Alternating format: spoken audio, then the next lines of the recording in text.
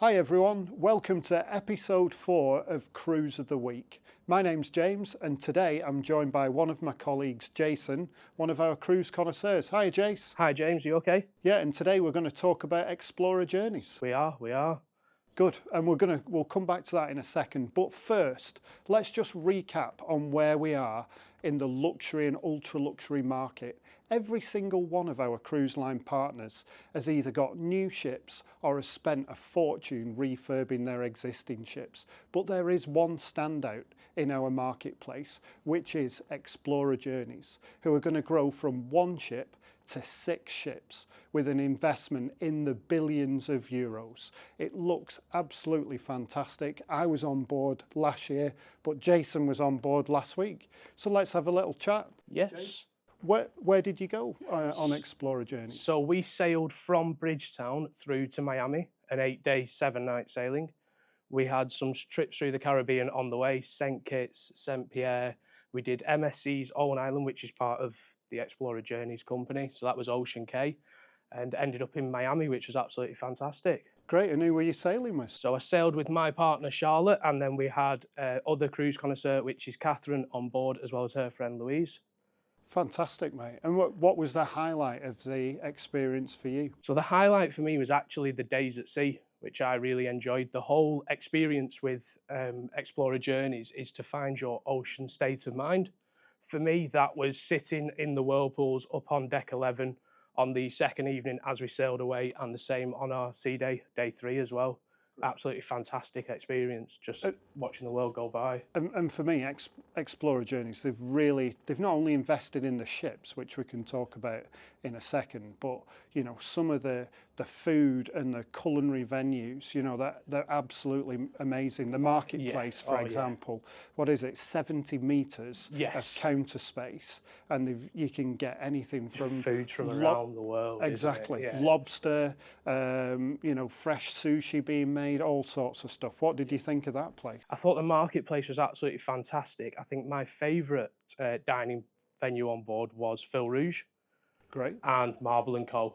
Great. Them two are absolutely fantastic. You've also got Sakura, which is your Pan-Asian restaurant that's open for lunch and dinner, which is at the Astern. So there's a pool at that place as well, so you can nip in, have a bit of lunch and back round the pool if that's what you choose to do. Great. And what was your favourite dish on board? Favourite dish? I think it had to be in Marble & Co. And that would have been the porterhouse, which I'd highly advise. It's a sharing for 2, so T-bone steak, but Americanized porterhouse. And that was brilliant. You can get that with as many sides as you want. Ask Catherine. She had about 8 every time. Right, really? Yeah. And yeah, that was just brilliant. Fantastic service, fantastic venue. Right. So some of the best food that I've ever had at sea was on Explora Journeys. Yes. Would you agree with that? I would completely, yeah. Great, and let's move on to the ship itself. So Explora I, Explora Journeys' first ship, soon to be followed by Explora II, and by 2028 they'll have 6 ships, so there'll be Explora 6 as well. So what did you think of the actual hardware, the ship itself? The ship itself is fantastically well built. As we can see here, it's got a very elegant yet homely feel to it. The staff on board are fantastic in any regard. So we did in-suite dining quite a few times. They couldn't be better with the level of service. The timings were always prompt. One thing that I love about this ship, I don't know if we flick to the next slide, is that you've got a lot of different pool venues. So this is the Astern Pool on deck 5. As I mentioned, that's just behind the restaurant Sakura. You've also got a pool on deck 10, which is the Atle Pool. That's also got disability access that we can see just down here with a hoist. You've got the Conservatory Pool, which is the larger middle pool. This is the Helios, so this is at the front of the ship, deck 12.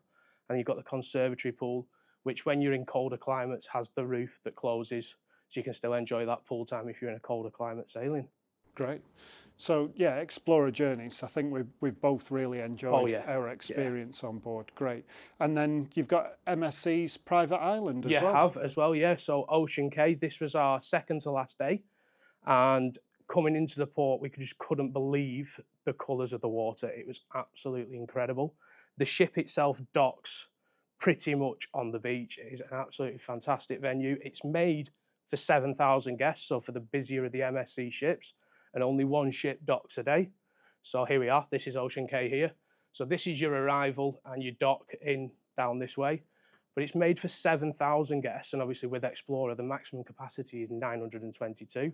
So it feels like you've got the island to yourself, which you completely have. You can pick your own beach, and there might only be one or two, or if not, anybody on that beach with you. It was absolutely brilliant. Sounds like you've had a fantastic experience, Jason, and I'm sure Explora Journeys will be featured in some of your sales over the course of the next few months. Yes. All right. Thanks for joining me, Jason. So I think Explora Journeys, if you're looking at ultra luxury cruising, then really have a look at Explora Journeys. They're going to be a fantastic success story over the next few years. Thanks very much for joining us.